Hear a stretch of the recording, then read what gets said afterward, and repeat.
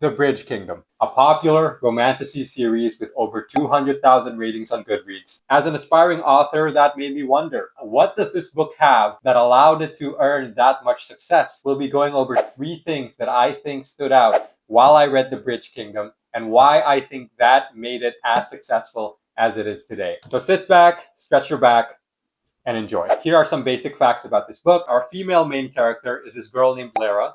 She is the protagonist. She is a warrior princess who is trained up to become a spy so she can enter into this royal marriage with the king of an enemy nation. That king is our male main character, our deuteragonist. His name is Aaron. In this book, Lara does a lot of sneaking around. She does a lot of manipulation in order to gain Aaron's trust, to find out the military secrets of Aaron's kingdom. Meanwhile, Aaron's mission is to win Lara over. Let me just establish some names so it's easier to talk about this later in the future. Aaron's kingdom is called Ithikana. Lara's kingdom is called Meridrina. Now, this is a young adult book.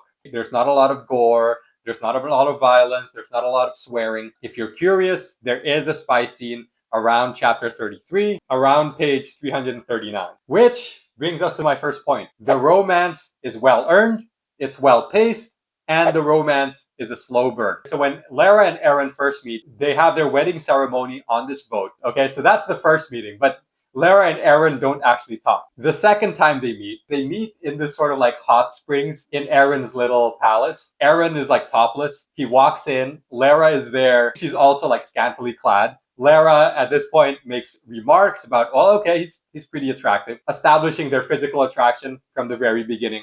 And then they banter. Lara makes the observation that what Aaron wants is for someone to chase. Aaron's a hunter, and she needs to be prey in order to get him intrigued. So this introduces further complications. Lara and Aaron, they're not going to get together not only because their kingdoms are rivaling each other, but also because for Lara to accomplish her mission, she needs to actually, hold him back. And then in the beginning as well, we get Aaron's perspective. He thinks to himself, okay, this kind of sucks, because what he's sort of hoping for is a woman who can sort of match his wits. He believes that Lara will be submissive, that Lara will be someone who's helpless. What's ironic is the fact that Lara is exactly Aaron's type, but Lara can't do anything about it. Lara can't be her true self. It's not just the physical attraction, it's also these emotional barriers. And as to how the author teases us, there are lots of excuses for these two characters to sort of touch each other. In the very beginning of the story, no one really trusts Lara. So whenever Aaron brings her somewhere, she's sort of blindfolded.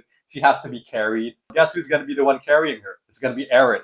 There are moments where Aaron is injured. So whenever Aaron's hurt, Lara comes to the rescue, stitches him up. They flirt, they banter and whatever. But we also see their relationship develop only after monumental events in the story happen. Lara had to literally put her life on the line multiple times in order for her to get Aaron to see her in a different light. The romance is inherently tied to both of these characters' story arcs. Lara, our protagonist, her mission at the very beginning is to try and bring the Bridge Kingdom down. In order for her to get her mission, she believes that in order to win Aaron over, well, she needs to wait a bit. She needs to make Aaron want it more, slowly gain Aaron's trust. So both her missions, her internal conflict, her initial mission, has to do, in one way or another, treating Aaron a certain way. Aaron's story arc, on the other hand, is about believing in this sort of idealistic dream of his, where the nations of Meridrina and Ithikana and maybe all their other enemies can live in peace. So his mission is to actually trust Lara, to actually show Lara and guide her to see that, hey, maybe our two nations can work together and be in peace. And because of that, guess what? Aaron has to give Lara a lot of chances. Which leads us to the second thing. The Bridge Kingdom does characterization really well. Both main characters are interesting in their own rights. Lara, she is a warrior princess. She's a spy. We want to see her do badass things. And also it gives her a lot of abilities that makes it plausible for her, for example, to take down 7 enemies at once. Aaron, on the other hand, right? He is the king of Ithikana.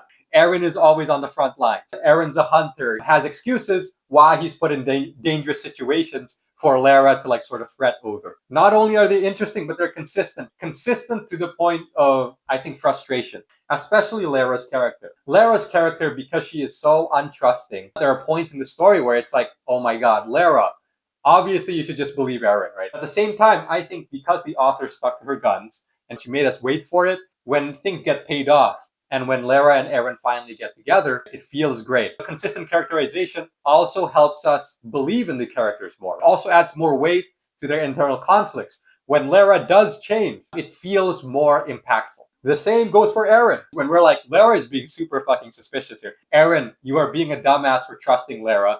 Well, guess what? Eren's the type of guy to want to take a chance. It's plausible for him to keep screwing up. And their characters also serve the romance in the sense that their personalities are complementary for this exact purpose. Lara is someone who will want to sneak around, who is untrusting. Eren is someone who is trusting. It's not really grumpy and sunshine, but it's more like, untrusting and trusting, believing and cynical. There's this constant tug and pull. The characters serve the romance, and it's not just the characters.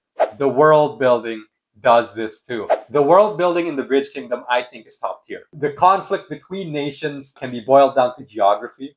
It can be boiled down to international trade routes. The Bridge Kingdom is so sought after and attacked so much because a lot of trade flows through there. And the reason why a lot of trade flows through there is because otherwise these ships would have to traverse dangerous territory, dangerous stormy seas in order to trade with another continent. The world building gives the royal marriage that gets Lara and Eren together a plausible reason for existing. Ithikana and Meridrina, they hate each other. They hate each other because of geography and because of trade. Even though they're rivals, they have a peace treaty now. And as part of that peace treaty, they want this royal marriage to occur. The world building goes so far as to give us reasons as to why Meridrina would want to send a spy and why Ithikana will willingly take this person in, even though she might be a spy. Ithikana is in constant warfare. Their leaders might want a time when all that warfare ceases to happen. Meridrina, on the other hand, they're starving. They want the resources that they believe that the Bridge Kingdom is hoarding. Another thing I want to point out, right, near the end, when there's like the short period of peace, Meridrina has been world built where people are starving. Lara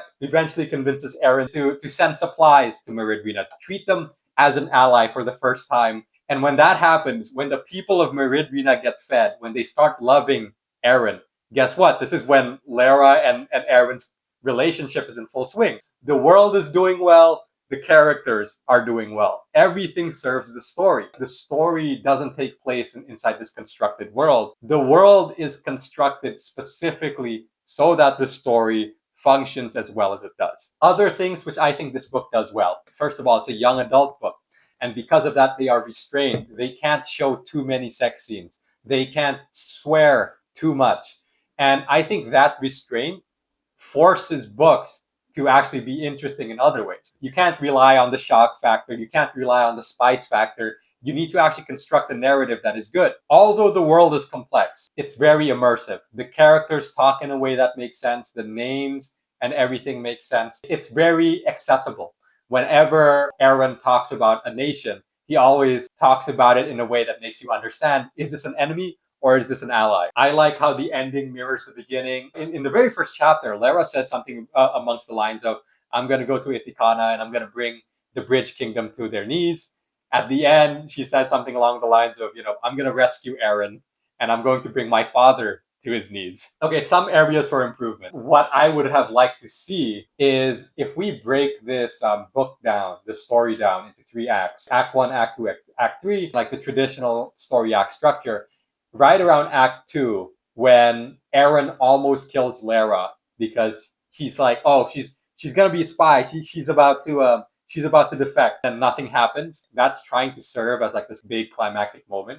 But for me, it doesn't really hit. The consequences of Lara's actions, of her distrust, doesn't really, lead to deaths, or at least meaningful deaths. Her accidental treachery leads to the Bridge Kingdom falling. That sucks and everything. But the only named character that we know dies is Terran. Terran is like this girl that Lara sort of bonds with.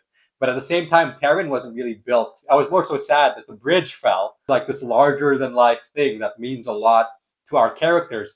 When that fell, yeah, that sucked. But in terms of the characters dying, I wish they could have played on that a little bit more. Maybe kill off Jor or something. Kill off Anna. Like I know you wouldn't do that because she's gonna star in another book. But like if you killed off someone like Anna, I think that would have been made for a more impactful book. Anna was like set up in the beginning to be like, oh, she's gonna be super important. But then for like 90% of the book, she's just gone. Overall, I can't complain too much. I like this book. I found myself rooting for both characters. I give this book a 4 out of 5 stars. First completed book of 2026. And, I have to say, I enjoyed it. Okay, if you guys enjoyed this video, feel free to give it a like and do subscribe if you enjoy my content. See you guys next time.